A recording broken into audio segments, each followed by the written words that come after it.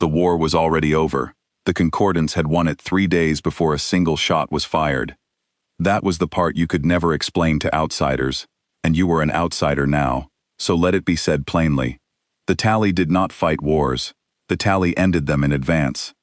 Deep inside the prediction spire above the world called Hesh, 10,000 corps ran every possible version of a battle before the fleets ever met, and whichever side the numbers favored was declared the winner.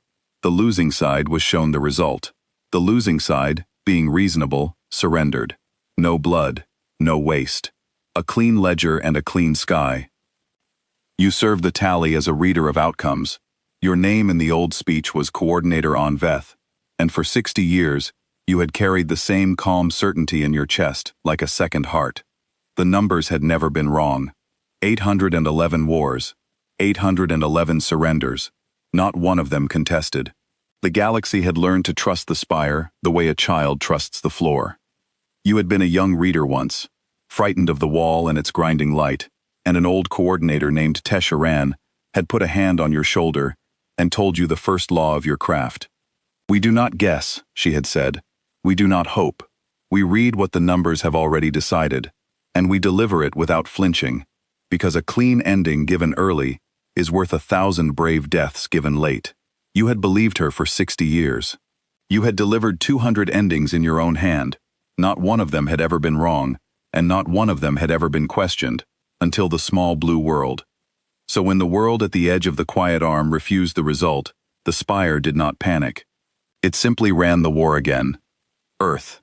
A wet, loud, single-system species, with one defended border and a habit of broadcasting in too many languages at once.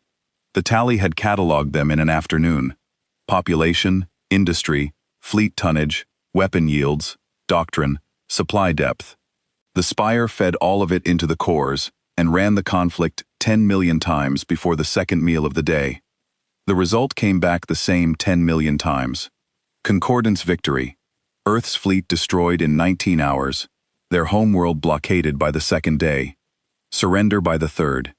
The cores even computed how the surrender would be worded, what the human leaders would say, which cities they would beg to keep. The spire was that certain. It had never had reason not to be. The tally transmitted the result to Earth, as it always did, with the courtesy of certainty. It said, in effect, "Here is how your war ends. You lose. Spare yourselves the dying. Surrender now and keep your cities." It was, by the lights of your people, an act of mercy. 800 worlds had received the same message and thanked the spire for it. The Concordance did not think of itself as a conqueror. It thought of itself as an undertaker who arrived before the death and offered a way around it. Earth read the result. Earth understood it, and Earth answered with 4 words that the spire could not parse. Run it again. Wrong. You were in the reading chamber when that answer came in. You remember the way the junior readers laughed. That soft clicking laugh your people make when something is too small to fear. A single system, telling the spire its math was wrong. The spire that had never been wrong. You did not laugh. You had read outcomes for 60 years, and something in the shape of those 4 words made the second heart in your chest go still. The tally, of course, ran it again. Politely. It widened the variables. It granted Earth better luck, better captains, weapons they did not have. It assumed every human shot struck true, and every Concordance shot missed. It ran the war another 10 million times, under conditions that flattered the humans absurdly, conditions no real battle would ever grant them. Concordance victory. Every time. The margin narrowed in a few branches, and then snapped back like a bone. The spire reported the new result to Earth with the same patience, and added, in the gentle phrasing the cores reserved for the stubborn, that it had already given them every advantage and they still lost, and would they please reconsider before good people died for arithmetic. Earth answered again. Still wrong. You are not counting the Dreadnoughts. The readers checked. There were no Dreadnoughts. Earth's fleet was 41 cruisers, 100 escorts, a ring of orbital guns. Tonnage logged, mass confirmed, every hull accounted for by 3 independent scans, and a 4th the humans did not know about.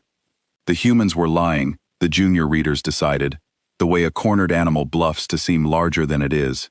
The spire did not feel insult. The spire felt nothing. It logged Earth's defiance as noise and scheduled the occupation for 10 days out. You should have felt nothing too. That was the discipline. But you went back to your own console that night and did something a reader is forbidden to do.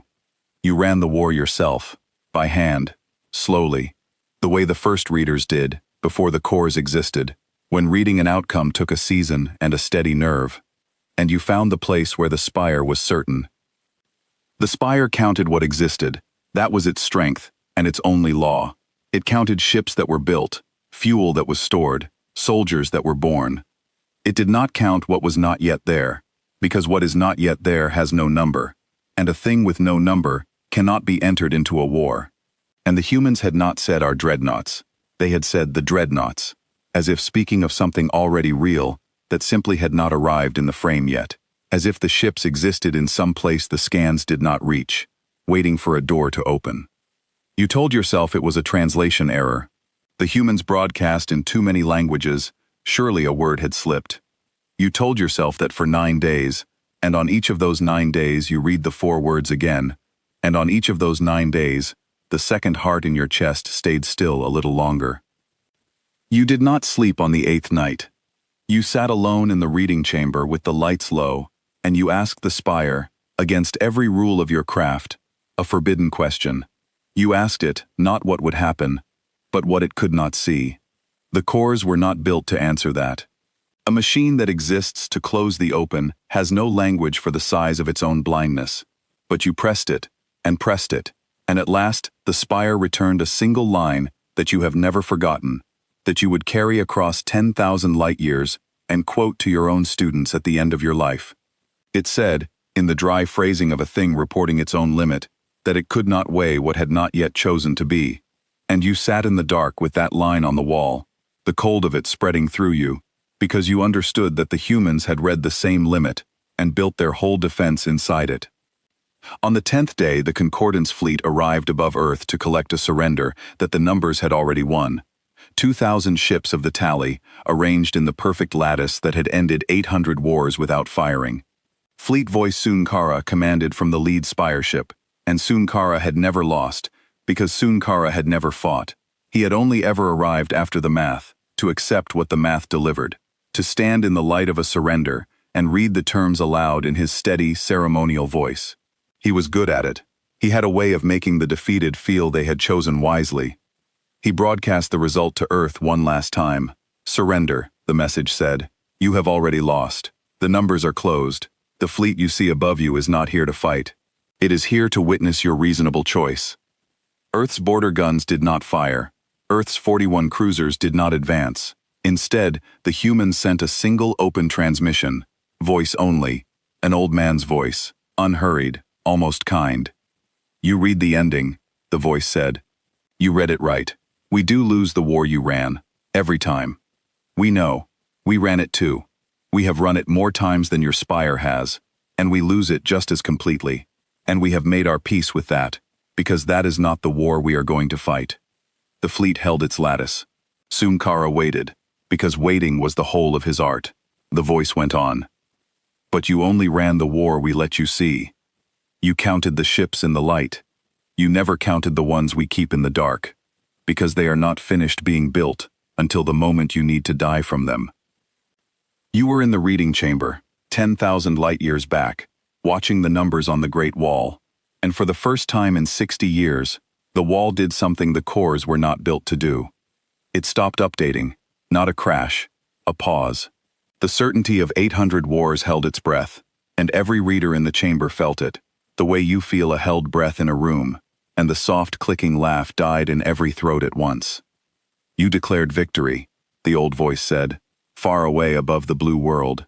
So here is the part your spire could not run. Here come the dreadnoughts. The first dreadnought arrived without traveling. That is the only honest way to write it. There was no light, no drive flare, no ripple of folded space announcing a crossing. One moment, the volume 800 kilometers behind Earth's moon was empty. Scans confirmed it empty. 3,000 sensor arrays across the Concordance fleet agreed that nothing was there, and the cores back home logged the agreement and moved on. The next moment, it was there, and it had always been there. and the spire's memory quietly rewrote itself to say it had logged the thing an hour ago. That was the worst part. The cores did not record a sudden appearance. They recorded that they had simply failed to notice, which is a different and much more frightening kind of error for a machine that is never wrong. A machine that misses a thing can be repaired. A machine that is made to believe it never missed anything cannot even be told it is broken. It was 4 kilometers long, black, not the black of paint, but the black of a hull that gives nothing back, a shape with no windows and no markings, and a prow shaped like a blade, meant to part the dark itself. Along its flanks were the closed mouths of weapons that had no logged yield because they had never been fired, because the thing they were built to kill had never existed before now. It did not glow. It did not hum. It hung in the void above the moon, like a sentence the universe had started and not yet finished saying. Fleet Voice Sunkara did the correct thing. He requested a tally. He asked the spire what this ship could do, what its numbers were, how the war re-ran with 1 human dreadnought added to the count. It was the only move he knew. In 800 years, no Concordance commander had ever needed another. The spire could not answer. You watched it try. The cores reached for the new hull the way a hand reaches for a cup, and closed on nothing, because the dreadnought refused to be counted. It had no mass signature the cores could trust. It had no power curve the cores could read. When the spire tried to assign it a value, the value came back as the symbol the readers use for a number that has not been decided yet, the mark a student makes in the margin when the sum will not resolve. Not 0, not infinity, undecided. A war the spire could not finish running, because one of the pieces would not hold still long enough to be true. You had spent 60 years inside certainty. You did not have a word for what it felt like to watch certainty fail. Your people do not have that word. The humans, you would learn, have several, and they teach them to their children early, because the humans grow up knowing the future is a thing you walk into blind, and they had built an entire civilization on the strength a creature gets from never being sure. The human voice spoke again, calm as a tide. Your machine wants to know what it can do. That is the wrong question. Your machine asks what is. You have never had to ask what could be. So let us teach you. We will start small, and we will go slowly, because we want you to understand every step, so that when you go home you can explain it. The first dreadnought, the one called Last Argument, opened 1 weapon. It did not fire a beam. It did not launch a missile. It reached, somehow, into the lattice of the Concordance fleet and chose 1 ship, a flanker called the Even Hand, and the Even Hand was simply no longer in the formation. Not destroyed. There was no flash, no debris, no scream on the channels. The ship was removed from the count, the way a wrong figure is struck from a ledger. Its crew of 300, its hull, its history, the small private things its sailors had carried, all of it. The spire's memory updated to show that the Even Hand had never been commissioned at all, that the slot it had filled in the lattice had always been empty, that the 300 had never been born. 2,000 ships became 1,999, and the cores back home recorded no loss, because to record a loss, the thing would have had to exist, and the dreadnought had unmade the having existed.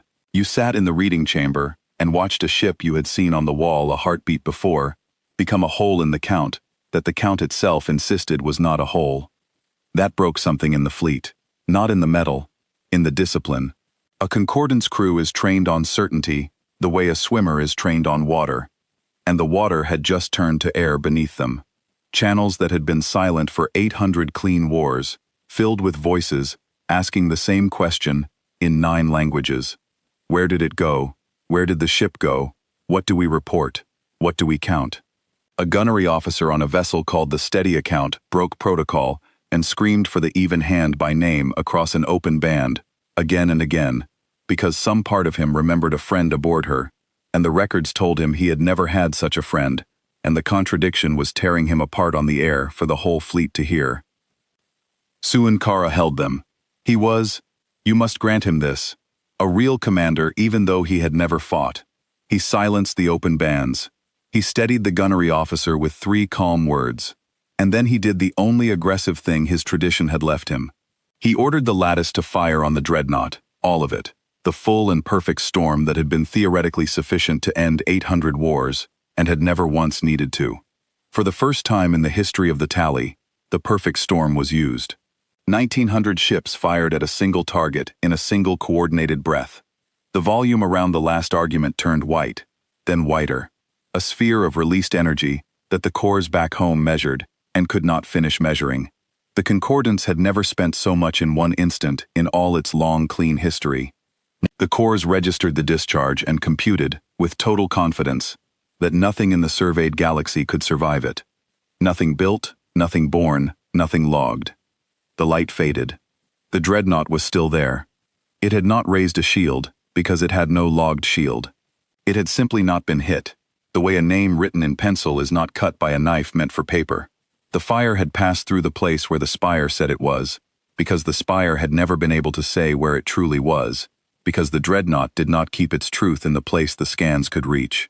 The storm of 800 saved wars dissipated into the dark, and warmed nothing but the empty void, and the blade prow had not so much as turned. A long silence held the fleet. You could hear it even 10,000 light-years away, the silence of 2,000 crews understanding, at the same moment, that the one weapon they had been promised was enough, had been spent, and had done nothing. And now the second Dreadnought arrived, behind the fleet, where empty space had been confirmed empty 4 seconds before. Then the third, above the lattice, where the fleet's own ships should have made arrival impossible. Then the fourth, fifth, sixth, each one entering the frame the same impossible way, each one rewriting the fleet's memory to insist it had been there all along. 41 cruisers, Earth had shown the spire. 41 ships in the light. The dark held more, and the dark was emptying itself now into the sky above the blue world, hull by silent hull, until the spire's count of human warships climbed past the number it had so confidently closed. 60, 100. The wall in the reading chamber tried to keep the running total and gave up, because the total would not stop, because the dark, it turned out, was very large and very patient, and had been filling for 40 years. There were captains in the Concordance fleet who tried, in those first minutes, to do the only thing their training had given them. They tried to surrender. A vessel called the True Account broadcast a formal capitulation on the diplomatic band. The same words Suan Kara had read to 800 worlds, offered now in reverse, and the words echoed out into the dark and found no one to accept them, because the humans had not come to take a surrender. There was no protocol for that on either side. The True Account had been built to deliver endings, and to witness surrenders, never to give one, and when its captain understood that the ritual would not save him, that the Dreadnoughts neither demanded nor refused his white flag, something in him went very quiet, the quiet of a creature meeting a thing his whole world had no map for. A frigate called the Open Margin tried to flee. It broke from the lattice and ran for the system's edge at a speed that would have outpaced any pursuit the Concordance had ever faced, because the Concordance had never been pursued, because no one had ever fought back. The Dreadnought called Long Memory did not chase it. A latent hull does not need to chase, being everywhere and nowhere until it chooses. Long Memory simply finished itself across the Open Margin's path, a wall of decided dark where empty void had been, and the frigate's captain had one heartbeat to understand that you cannot outrun a ship that arrives wherever it decides to have already been. The Open Margin did not strike the Dreadnought. It was removed before it reached it, struck from the ledger mid-flight, and the cores recorded that no frigate had ever borne that name. You watched a count that had been your whole life come apart on the wall, and you watched something stranger underneath it. The removals were not random. You had read enough wars to see a pattern in anything, and there was a pattern here, and the pattern was mercy, disguised as method. The Dreadnoughts took command ships, and left the crews that could not act without them. They took the vessels carrying the Corps' forecasts, and left the ones that carried only sailors. Every removal thinned the fleet's ability to fight and spared the fleet's ability to live, and the humans did it so precisely that you understood, sitting 10,000 light-years away, that they had run this war too, 10 million times, and had chosen the one path through it that ended with the most of your people still breathing. They had not declared a victory. They had calculated a survival, yours, and they were executing it, with the same cold care your spire had once spent calculating your enemy's defeats. A gunnery commander aboard the Steady Account, the same ship whose officer had screamed for the lost even hand, gave an order in those minutes that you would think about for the rest of your life. He ordered his ship to stop firing, not because firing was useless, though it was, but because he had looked at the Dreadnoughts removing his fleet without wrath, and decided that whatever these things were, they were not enemies in any sense his weapons could answer. He powered down his guns before Sunkara ordered it, alone, on his own authority, the first concordance officer in 800 years to lay down arms against a thing he could not name. The Dreadnoughts passed his ship and did not touch it. You did not think that was an accident either. There was a moment, in the second hour above the blue world, that you have never told anyone in full, because it frightened you more than the removals did. One of the Dreadnoughts, the one called Held in Reserve, drifted close to a concordance hospital ship, a slow unarmed vessel called the Mended Hand, that carried the fleet's wounded and its physicians, and nothing that could kill. You waited for the removal. You had learned by then to flinch ahead of them. The hospital ship had no weapons, no command function, no value to a fleet being thinned for survival. By the cold logic of the Spire, it was exactly the kind of ship that did not matter. The Dreadnought did not remove it. The Dreadnought held station beside the Mended Hand for a long quiet moment, the way a larger creature stands near a smaller one to let it know it is seen and will not be harmed. And then, on a narrow band, the human ship sent the hospital ship a single short transmission. You intercepted it. You have kept it for 2 centuries. It was a list of injuries aboard the Mended Hand that the concordance physicians had not yet found, deep internal wounds among the crew that would have killed within days, located precisely, with the treatments named.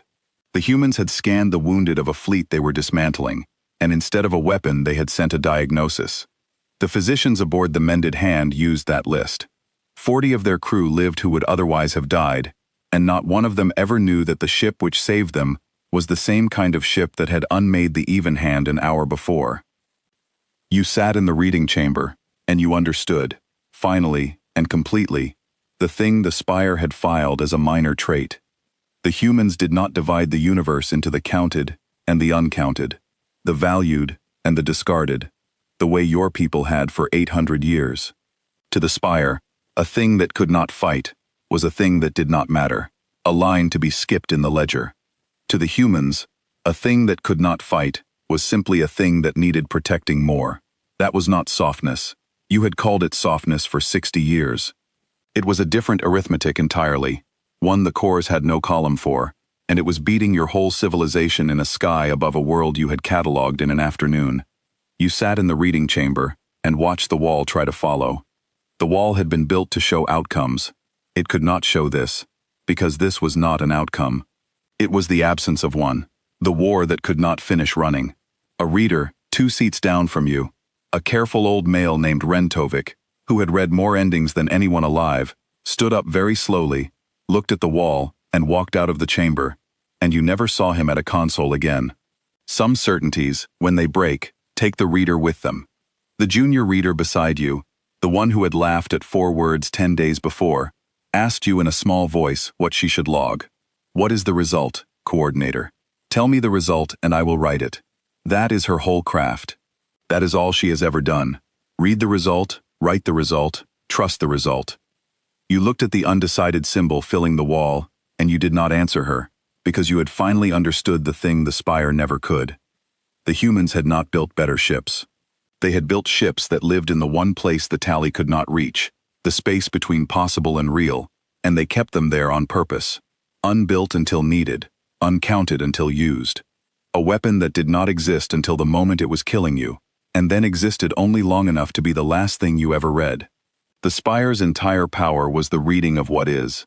The humans had simply chosen to keep their answer in what is not yet, where no reading could find it, and to bring it across the line only at the instant of contact. You wanted the numbers, the old human voice said. Gentle, terrible. Here are the numbers. We are 41 in the light, we are more than 400 in the dark, and every one of them was finished the instant you decided you had already won. That is the trick of it.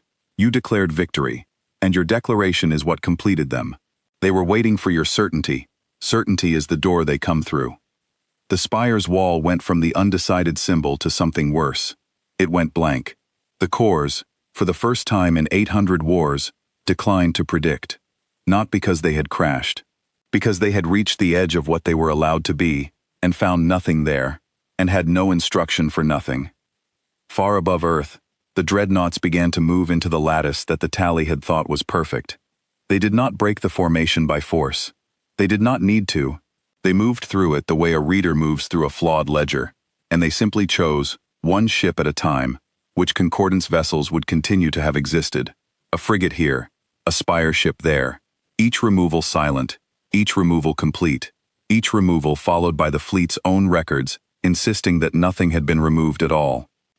And Fleet Voice Soon Kara, who had accepted 800 surrenders and given none, who had built his whole life on the calm of arriving after the math, opened a channel to Earth with a question no concordance commander had ever needed to ask in the history of your people. How do we make it stop? The old voice answered him, and you wrote down every word, because you knew even then, with the cold certainty that had replaced the warm one, that you would be the one who carried them home. You stop, the human said, by understanding what you did. You did not lose a battle. A battle would have been a kindness. You declared a thing finished that was not yours to finish. You wrote our ending in your ledger and called it true. So we built ships out of the part of us you refused to count, and we sent them to show you the difference between what is and what comes next. A dreadnought passed over the lead spire ship, slow, unhurried, 4 kilometers of decided dark, close enough that Sunkara's bridge crew could see their own running lights reflected in nothing at all. You claimed victory, the voice said. We are the cost of being wrong about us. Read the result, Fleet Voice. We will let you read this one all the way to the end. You were 10,000 light years away, and you felt the cold of it in the chamber, as if the window of the universe had cracked. The cores you had trusted for 60 years sat dark around you. The certainty was gone, and you understood, sitting there, that it had never been certainty at all. It had been a story the cores told so well that a galaxy had stopped checking, and the dreadnoughts above Earth had not yet fired their true weapons. They had only been arriving. You knew, the way you knew your own name, that the arriving was the gentle part. The man behind the old voice had a name, and you would learn it before the day was done.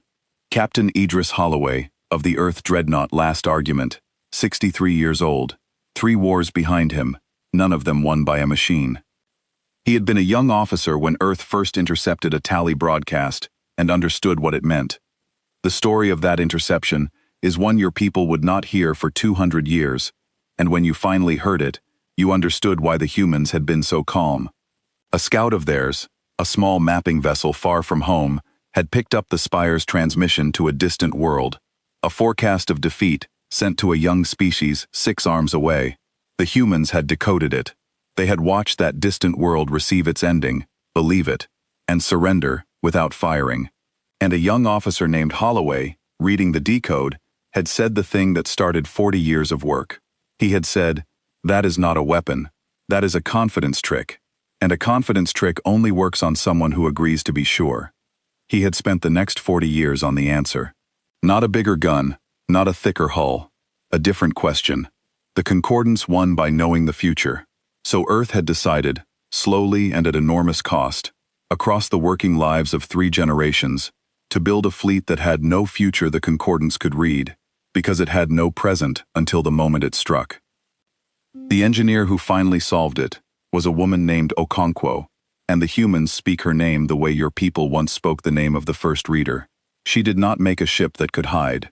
Hiding can be found. She made a ship that had not happened yet, and arranged for it to happen only on contact with its target.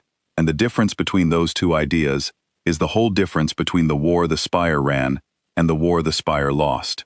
A hidden thing exists and waits to be seen. A latent thing does not exist and chooses the instant of its own beginning, and that instant is the instant it ends you. The first latent hull took 11 years to build and could only hold itself in the dark for 9 minutes before it tore loose and became an ordinary ship. The humans did not give up. They never gave up. That was the thing your people had filed as a minor trait, and should have filed as the only one that mattered. They built a second. It held for an hour. They built a third, and a fourth, and they lost crews in the building of them, because a ship that is learning to be unbuilt is a dangerous place to stand, and Earth buried those crews and built a fifth. By the time Holloway took command of Last Argument, the hulls could hold the dark for 10 days, and 10 days was enough, because 10 days was how long it took a concordance fleet to arrive after a forecast, and the humans had measured that too. The crews were the part your people understood last and least. A latent hull needs a crew, and a crew aboard a thing that does not quite exist must agree to not quite exist along with it. They felt the dark in their bodies. They aged strangely.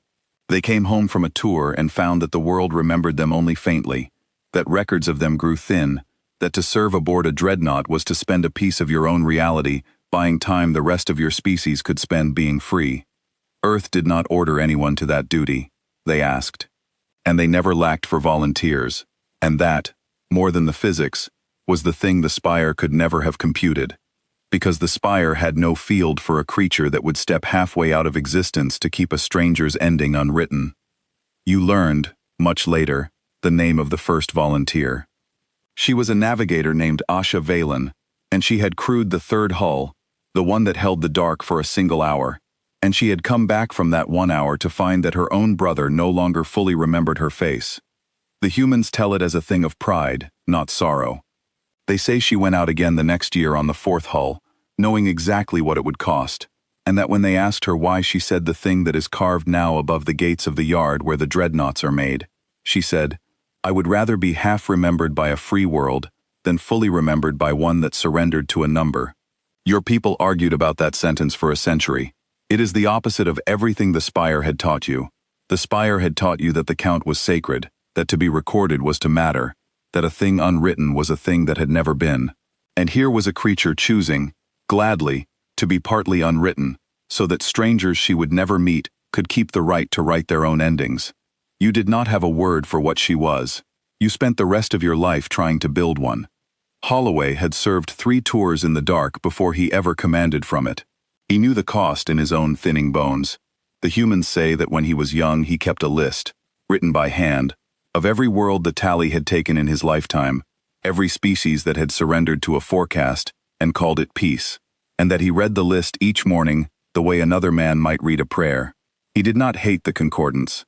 The list was not a list of enemies, it was a list of the robbed, and when he finally stood above the blue world with 400 dreadnoughts at his back, the humans say he was not thinking of revenge at all. He was thinking of the next name that would have gone on the list, and the one after that, and how he meant to make sure the list could never grow again. The dreadnoughts were called latent hulls. Each one was assembled to the last bolt, and then deliberately held one step short of being real, suspended in a state the human engineers had a dry name for, and the rest of the crews simply called the dark. A latent hull drew no power that could be measured. It sat in no orbit that could be plotted.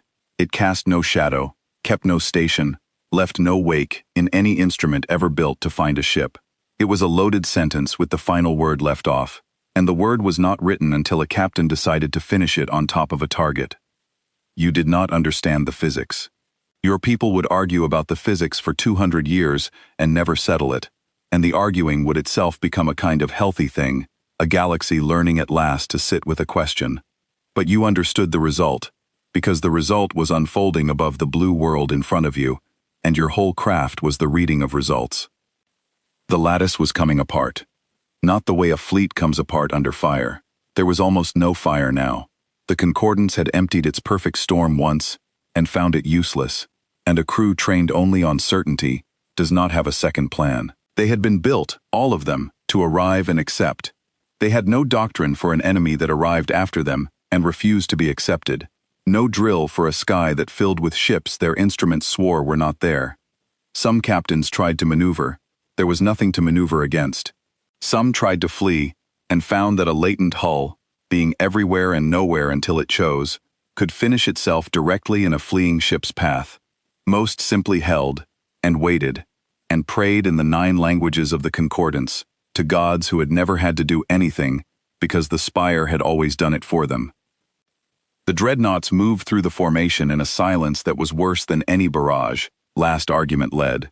Behind it came steadfast refusal, and long memory, and held in reserve, and the one the human crews spoke of with a kind of love in their voices, a hull called Yet to Come. Each chose its targets the way Holloway had taught them, not the strongest ships, the most certain ones, the flagships, the command spires, the vessels that carried the Corps' answers down to the rest of the fleet, and gave the rest of the fleet the courage to keep arranging itself in the perfect lattice that was killing it. One by one, those ships stopped having existed. Suankara watched his own command structure thin from the top, every removed vessel taking with it not just its guns but its memory of having been a part of anything. The crews that remained could not even mourn properly. Their records told them there had been nothing to mourn, that the chain of command had always had these gaps, that they had always reported to no one. The Dreadnoughts did not kill the Concordance, they edited it. And to a people who had built their entire civilization on the perfect accuracy of their records, being edited was a deeper horror than being killed. You can grieve the dead. You cannot grieve a thing your own ledger swears was never born. You felt the wrongness of that in your chest like a swallowed stone, and so, you would later learn, did Holloway. He did not enjoy it. The humans almost never enjoyed it. That was the thing your people had most failed to count. The Spire had catalogued Earth's tonnage and yields and doctrine, and had logged, in a field it considered minor, that the species was prone to mercy. It had filed mercy as a weakness, a softness that would shorten their lives in a hard galaxy. It had not understood that mercy, in a creature that could unmake your fleet from memory, is not a weakness at all. It is the only thing standing between you and oblivion, and it is given by choice, and a thing given by choice by someone who could choose otherwise is the strongest force there is. Because Holloway could have unmade them all, that was clear by the second hour. The latent hulls could remove a concordant ship faster than the fleet could react, and there was no defense, because you cannot shield against having never existed. Earth could have emptied the sky above their world, and then crossed the dark and emptied the Spire itself, 10,000 light-years off, and the galaxy would have woken one morning to find that the tally had simply never been built, that there had never been a prediction spire above Hesh, that 800 surrenders had never been taken, because there had never been anyone to take them. No grief. No record. A clean erasure to match the 800 clean victories. The humans had the power to answer your people's whole history with a single unwriting. Holloway did not do that. He opened a channel to Suankara instead, and he made an offer, and you wrote it down with a hand that would not stay steady, because you understood that you were watching the most powerful fleet in the history of the galaxy decline to use the thing that made it powerful. Fleet voice, Holloway said. I have removed 61 of your ships.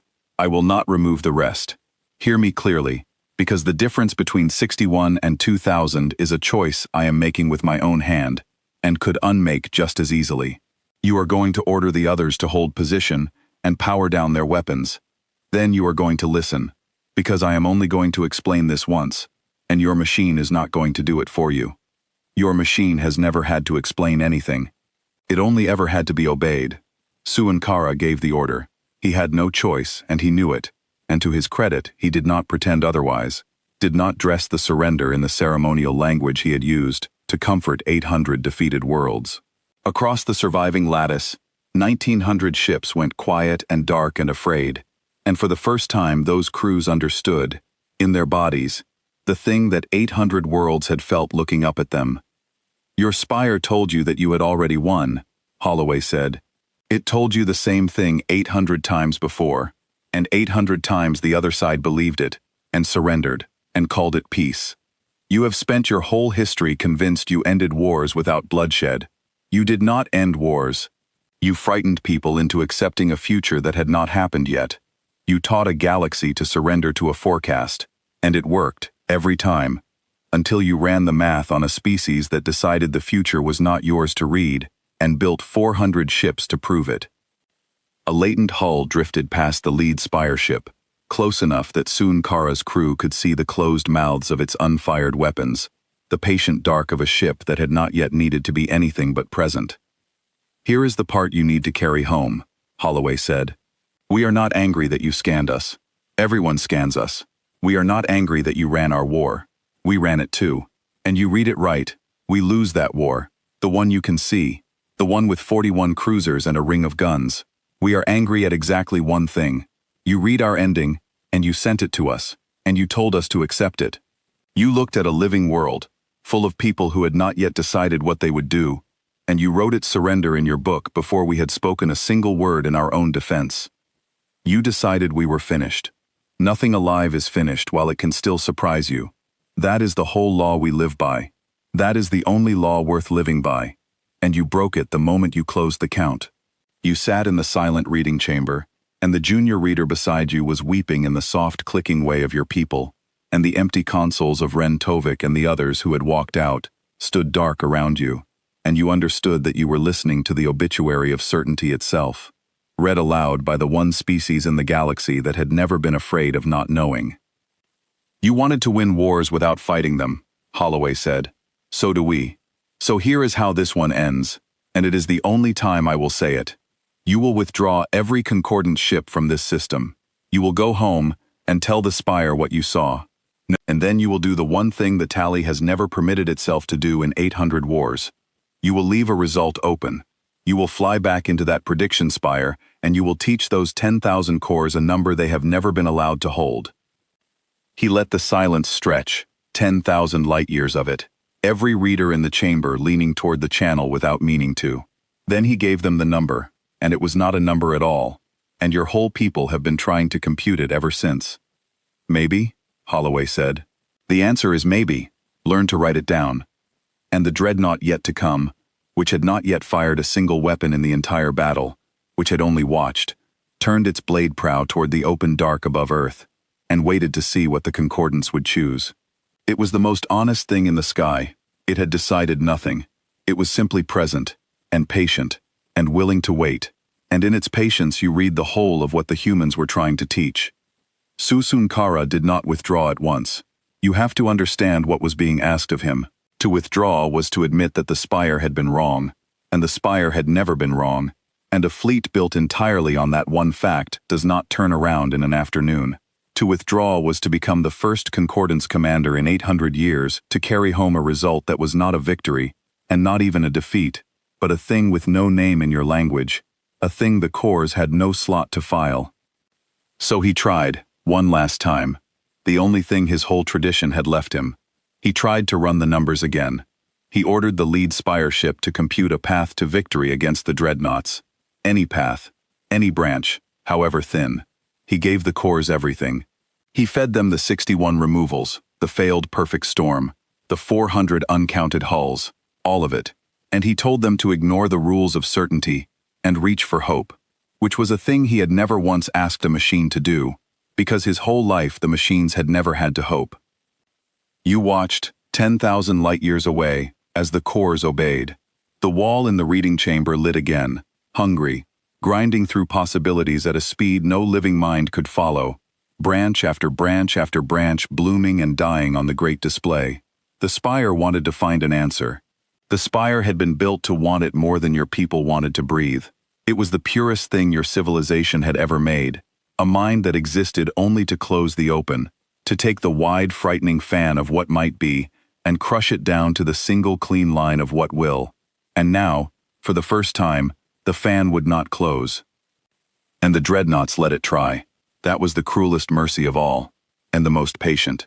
Holloway did not stop the computation. He could have. A latent hull could have reached across 10,000 light-years and unmade the Spire itself, ended the question by ending the questioner. Instead, he let the Tally run its war against the latent hulls 10 million times, the way it had run Earth's war 10 million times, the way it had run 800 wars before. He let it taste, fully and without interruption, the thing Earth had been swallowing for 40 years, and had decided to swallow rather than surrender. The result came back undecided, 10 million times, not a loss, not a win. Undecided, the symbol for a war that cannot finish running, because the enemy will not hold still long enough to be true. The cores reached for the future, and closed on the dark, and came back with nothing, again, and again, and again. 10,000 times. 100,000. 1,000,000. The wall filled with the undecided symbol, until it was the only thing the wall could say, a whole display of margins, where the sum would not resolve, and on the 10 millionth time, the lead Spire ship's prediction array did the thing that no concordance machine had ever done in 800 years of perfect wars. It stopped. Not a crash. A choice. You knew the difference, because you had watched machines crash, and you had watched machines choose, and this was a choosing. The cores, presented with a question they could not answer, declined to lie. There was a moment, you are sure of it, when the machine could have invented a victory, fabricated a branch, Given Suankara the comfortable false ending the cores had given 800 worlds, it did not. For the first time in the history of your people, a tally machine reported the truth instead of a forecast. Unknown, the spire said. Outcome, unknown. And Suankara wept. You saw it on the channel, the proud fleet voice who had accepted 800 surrenders, who had a way of making the defeated feel they had chosen wisely, and he made the soft clicking grief of your kind, and it was not despair. You knew the difference, because you were a reader, and reading is mostly the reading of faces, the small motions that mean more than any word. It was relief. 800 wars, and not one of them had ever been honest. And now at last, a machine had told him the only true thing a machine can ever say about the future, which is that it does not know.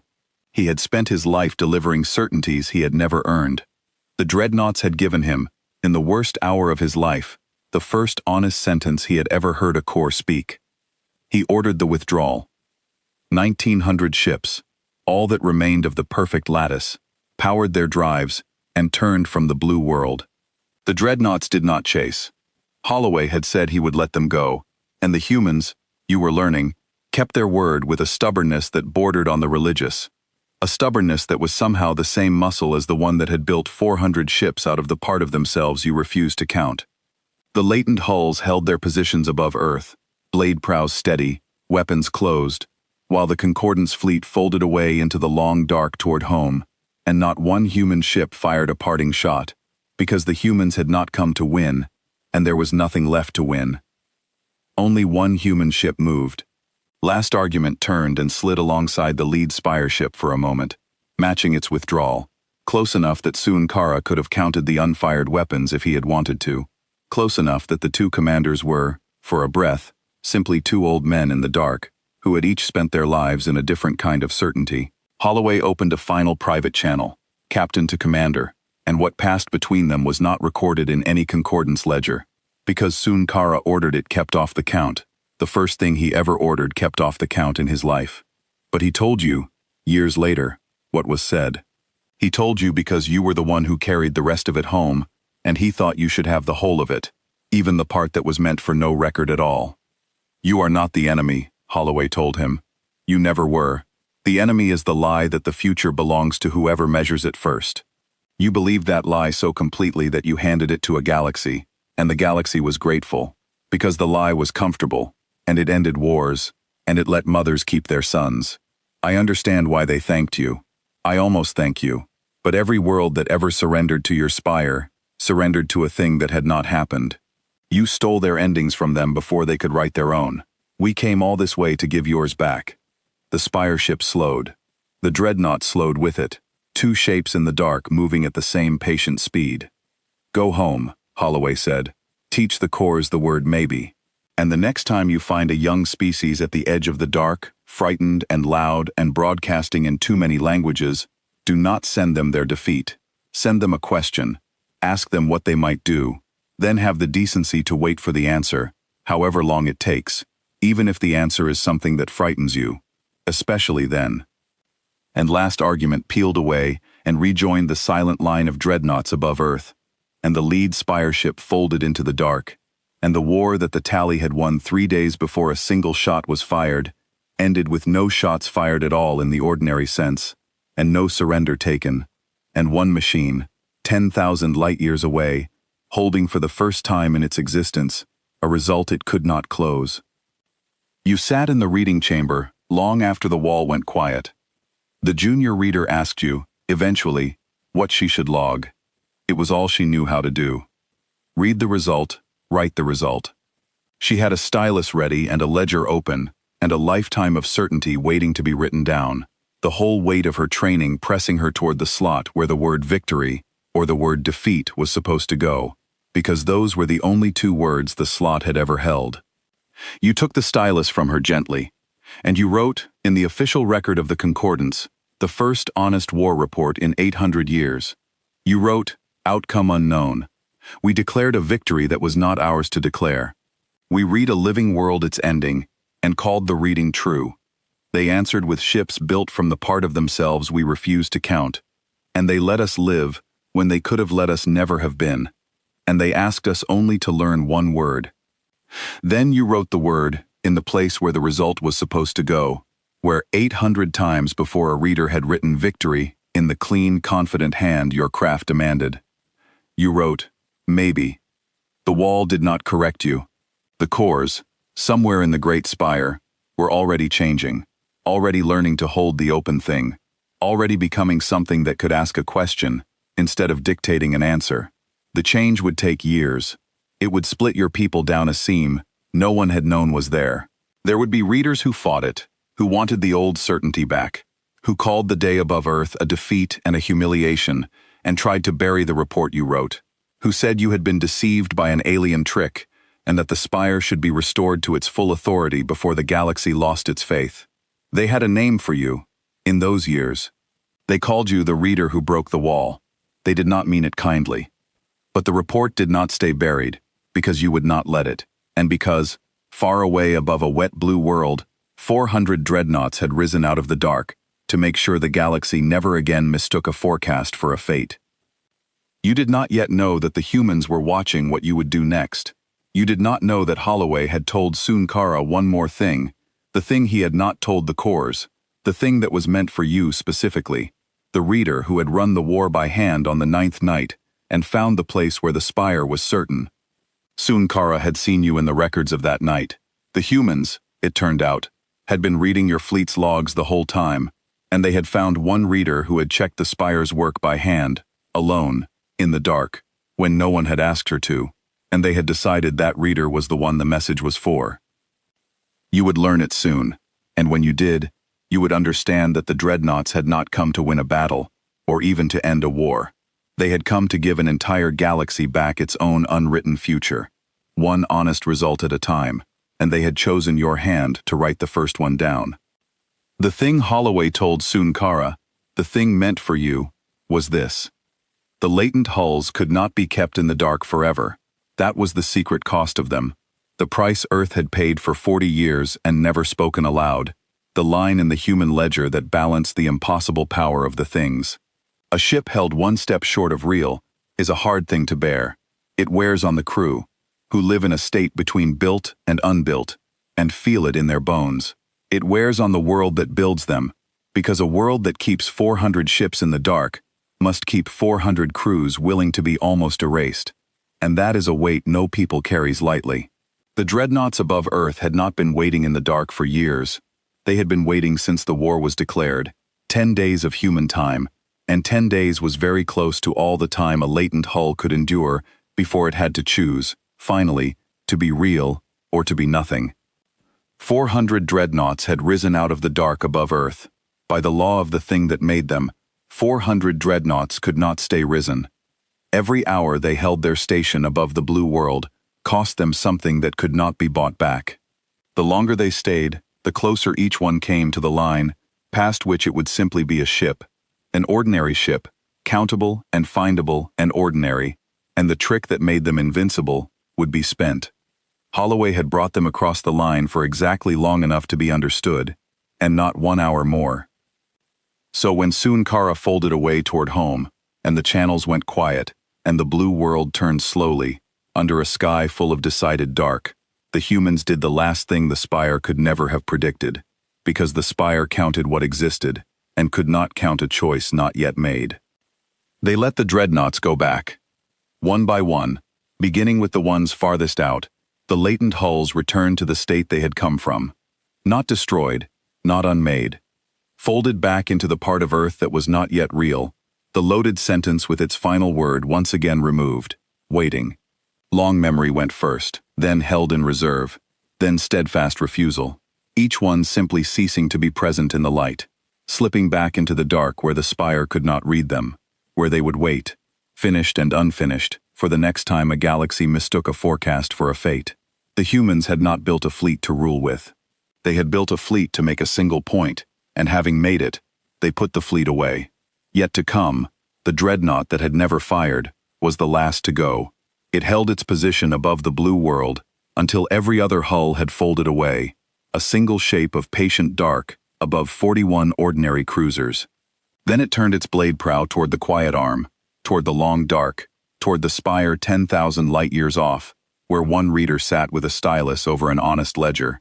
It held there for a moment, as if making sure the message had landed, as if a ship could look across 10,000 light-years at one reader and nod. And then it too slipped back into the unwritten, and the sky above Earth was only a sky again, 41 cruisers in a quiet ring, a wet, loud, single-system species that the tally had catalogued in an afternoon and would spend 2 centuries failing to understand. That was the thing meant for you. That a weapon that could have unmade your entire civilization from memory had chosen, instead, to fold itself back into the dark and let you live in a galaxy where the future was open again. That the Dreadnoughts arrived not to take, but to give back. That the most powerful fleet your people ever faced had measured its victory not by what it removed, but by what it allowed to remain. Holloway had wanted one reader to know that the going back was a choice too, the hardest choice of all, harder than the arriving, because the going back meant trusting that the lesson would hold without the teacher standing over it. You carried it home, the long way, the slow way, 10,000 light-years, with the honest report sealed against the readers who wanted it gone. You stood before the high tally, the council of the oldest readers, and you played the recording of the old human voice, and you read aloud the 4 words the spire could not parse. Run it again. Wrong. And then you read the word you had written where victory used to go, and you watch the certainty of 800 wars die in the eyes of every reader in the chamber, and you watch something better than certainty begin, slowly, to be born. They did not thank you. Some of them tried you. There was a season, you will not hide it, when the oldest readers convened a proceeding against you, charging that you had falsified a war report, that no fleet of 400 ships could exist unseen, that you had panicked under an alien deception and written maybe in a slot that demanded a true and final word. They brought Sun Kara to testify against you, expecting the fleet voice to defend the spire that had been the spine of his whole life. And Sun Kara stood before the high tally, the commander of 800 surrenders, and he told them, in his steady ceremonial voice, every word of what had happened above the blue world, and when they asked him to confirm that the spire could not have been wrong, he said the spire was wrong, and that he had wept with relief when a machine finally told him so, and that any reader who wanted the old certainty back had never understood what the old certainty had cost the worlds on the other side of it. The proceeding collapsed, not because you won it. Proceedings are not won, because too many readers had been in the chamber the day the wall went blank, and you cannot make a person who has watched certainty fail pretend it never did. The undecided symbol had been seen by too many eyes. The word maybe was already loose in the spire, and a word that true does not go back in the box. Susunkara never commanded a fleet again. He did not want to. A fleet voice whose whole art was the dignified collection of surrenders had no place in a galaxy that had stopped demanding them, and he was not sorry. He took a small post on Hesh instead, near the refitted spire, and he spent the last years of his life doing a thing your people had never had a word for, because your people had never needed it. He spent them teaching young readers how to be wrong. He would sit them in front of the Great Wall and give them a war the cores could not close, one of the open ones, and he would watch them squirm against the undecided symbol, the way he had squirmed above the blue world, and he would say to them the thing the Dreadnoughts had taught him. The wall is not lying to you, he would say. For the first time in 800 years, the wall is telling you the truth. The truth is that you do not know. Now sit with it until it stops frightening you, because a reader who can sit with not knowing is the only kind of reader a free galaxy can afford. He and you became something your 2 ranks had never permitted before. Not friends exactly. Your people did not have friends across that gulf of office. But something near it. 2 old survivors of the same impossible day, the only 2 beings on Hesh who had heard Holloway's voice with their own ears. You would sit together in the evenings sometimes, the broken fleet voice and the reader who broke the wall, and you would not speak of the battle, because there was nothing left to say about the battle. You would speak instead of the worlds, the ones the old way had taken, the ones the new way might keep. He carried the 800 surrenders in him like stones, and near the end, he told you that he had begun, late in life, to grieve them properly, to grieve all the endings he had collected so cleanly, and that the grief was the first honest thing his career had ever given him. You watched the spire itself be remade, and it was not a quick thing or a gentle one. 10,000 cores had been built across centuries to do one task, to close the open, and you cannot simply tell such a machine to do the opposite. The engineers, your people's engineers, worked for years, and many of them came to you, because you were the reader who had stood in front of the wall when it went blank and had not run, and they wanted to understand what they were building toward. You told them the same thing every time. You are not building a machine that knows less, you said. You are building a machine that knows the size of what it does not know, and has the courage to show it. That is harder. A machine that pretends to certainty is a simple thing.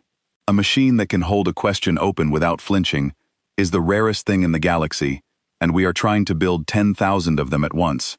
And we are doing it because a captain we will never meet again proved it was possible by building 400 crews who could hold themselves open in the dark.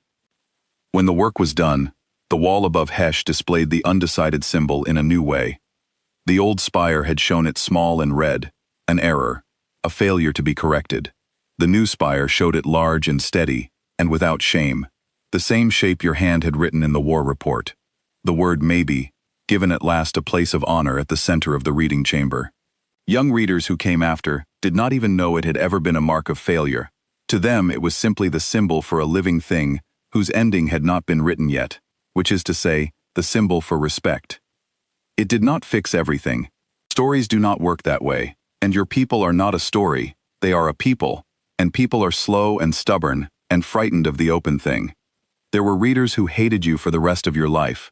There were spires on distant worlds that tried to keep the old way for a generation after Hesh had let it go. There were years, you will not lie about this, when it seemed the lesson had not taken at all, when a frightened world somewhere would receive an old-style forecast from an old-style spire and surrender to a future that had not happened, and you would grieve it from across the galaxy and wonder if the Dreadnoughts had crossed 10,000 light-years for nothing.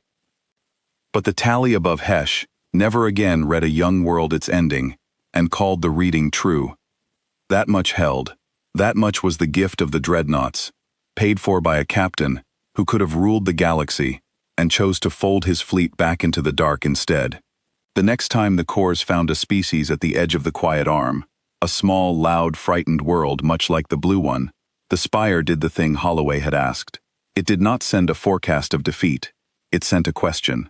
It asked the world what it might do, and then, for the first time in the history of your kind, the spire had the decency to wait for the answer. The answer, when it came, surprised everyone, because that is what living things do when you let them keep their endings. That world is a friend of yours now. It would not have been, under the old way. Under the old way, it would have surrendered to a forecast and resented you for 1,000 years. You were the reader who carried the question to that world. They sent you because you had written the first maybe, and they thought it fitting that the same hand should send the first question. You will not forget the moment their answer came back across the dark. The cores had asked them what they might do, and the world had gone silent for a long time, the way a person goes silent when no one has ever asked them a question that mattered before. And then they answered, not with a fleet, and not with a surrender, but with a question of their own, sent back up the channel to the spire that had asked them. They asked, "Why do you want to know?" And you sat in the reading chamber and you laughed, the soft clicking laugh of your people, but for the first time it was not a laugh at something too small to fear. It was the laugh of a reader who has just watched a living thing refuse to be measured and choose instead to be known. That was the day you finally understood the difference Holloway had crossed 10,000 light-years to teach. A forecast wants to close a thing, a question wants to meet it. Not every spire learned. You must be honest about that, because the Dreadnoughts were honest about it, and the honesty is the whole point. There was a spire on a far world called Autran, an old and proud one, that watched what happened above Hesh, and decided it was weakness, that the tally of Autran would keep the old certainty and the old authority, and would not bend to an alien trick.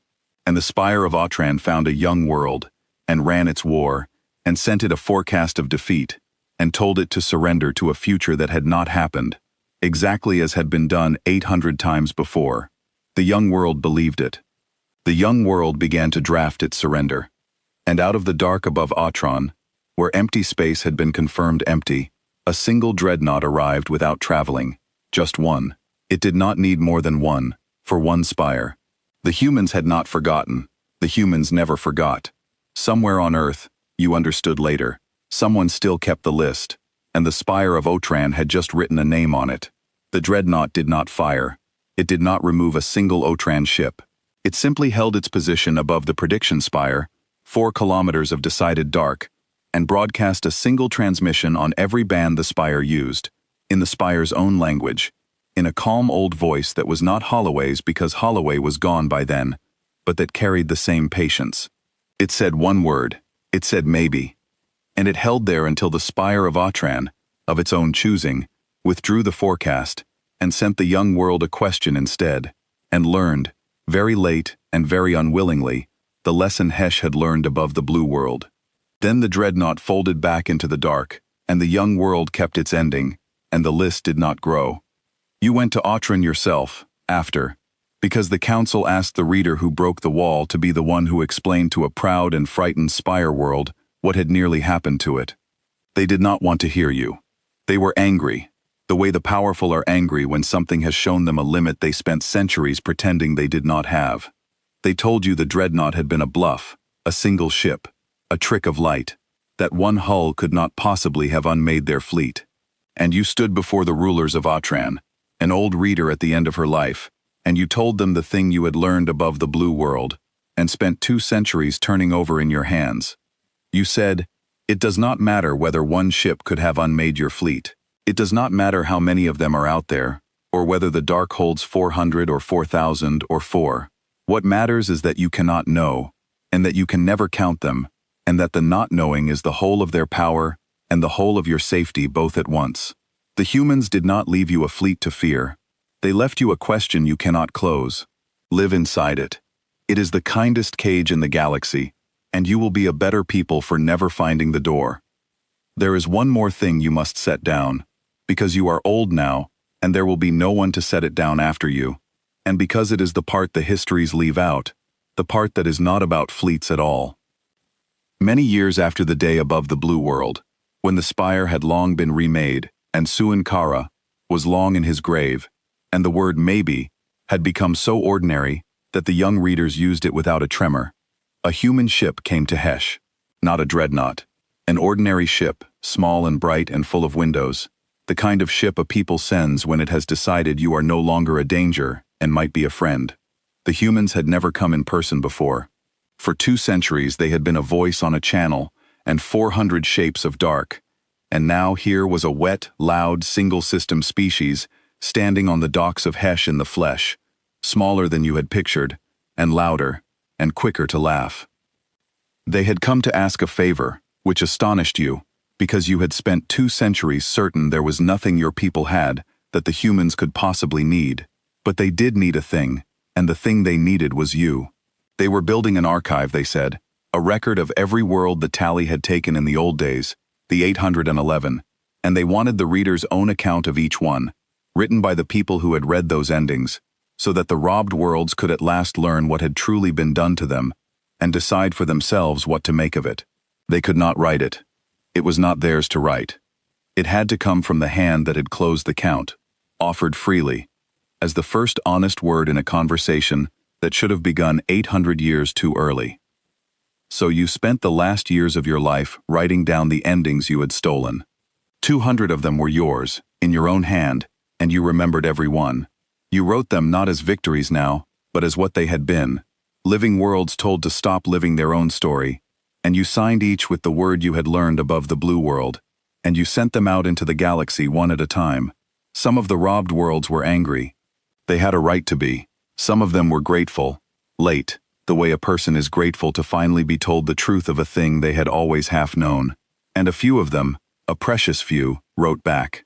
They wrote to ask the reader who had closed their ending what she thought might have happened had the count been left open. And you wrote back the only honest answer there was. You wrote, "I do not know." And then you wrote, and that is the most beautiful sentence I have learned to write, because it means your story was always yours, and I am sorry it took a fleet from the dark to teach me to leave it in your hands. One of those letters you kept apart from all the others, in the place where a reader keeps the few things that cannot be filed. It came from a world the Spire had taken in your very first year of service, a forest world, whose name you had written in the victory slot when you were young and certain and proud of the clean hand your craft demanded. They had surrendered without firing, as everyone did, and you had never once thought of them again, because a closed result asks nothing further of the reader who closed it. 2 centuries later, their descendants wrote to you, and they did not write in anger. They wrote to tell you that they had read your account, the true one, and that for the first time in 200 years, they understood why their grandparents had carried a sorrow they could never name, the sorrow of a people who had been told to stop becoming before they had finished. And they wrote to say that they forgave you, which you had not asked for and did not deserve, and that they were becoming again now, slowly, the way a forest comes back after a long winter, and that they had named a season after the word you had signed at the bottom of their stolen ending. They called it the season of maybe. It fell, they said, in the time of year when the new growth was too young to tell what it would become, and they had decided that not knowing was the most hopeful thing a living world could feel.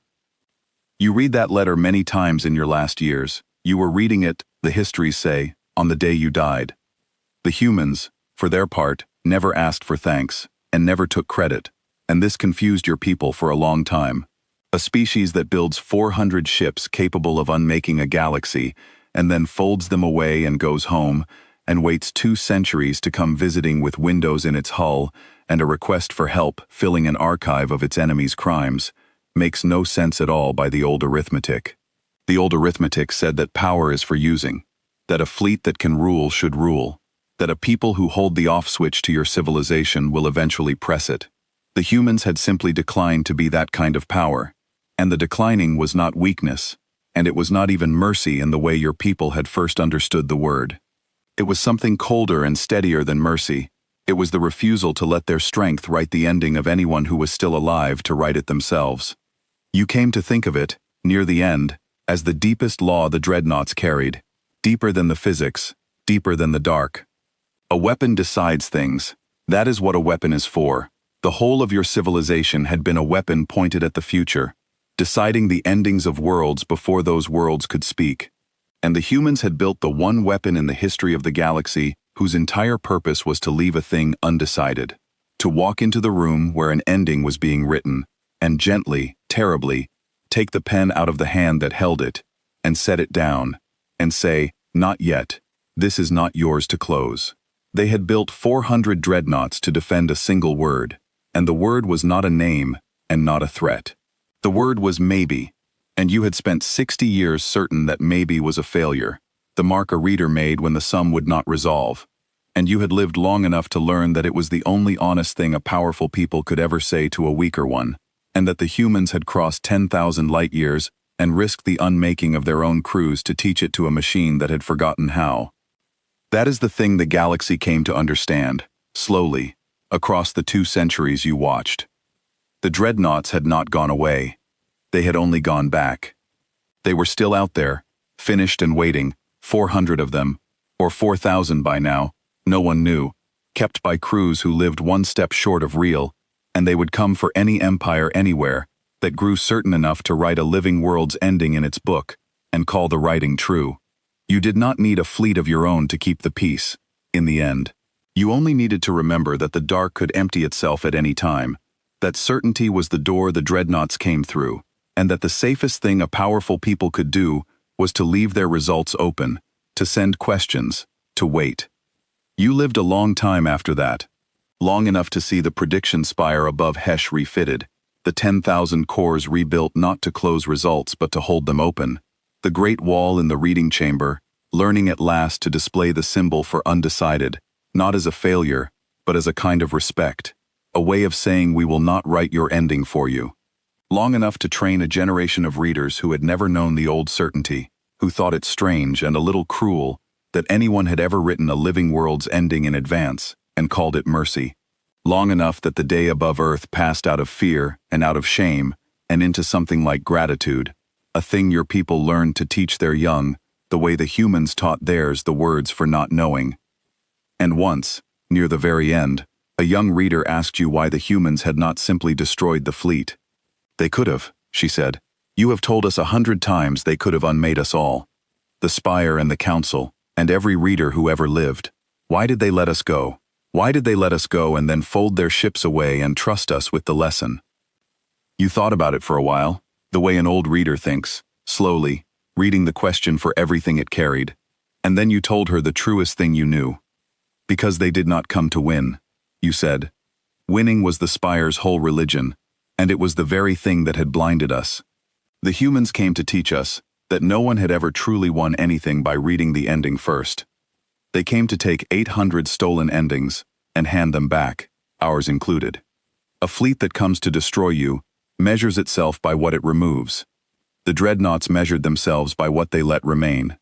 That is the whole difference between the concordance we were and the people we became, and it arrived out of the dark above a blue world, and then it folded itself politely back into the dark and let us go home and learn, because a lesson you are forced to keep is not learned, and the humans wanted us to learn it for ourselves. The young reader was quiet a long time.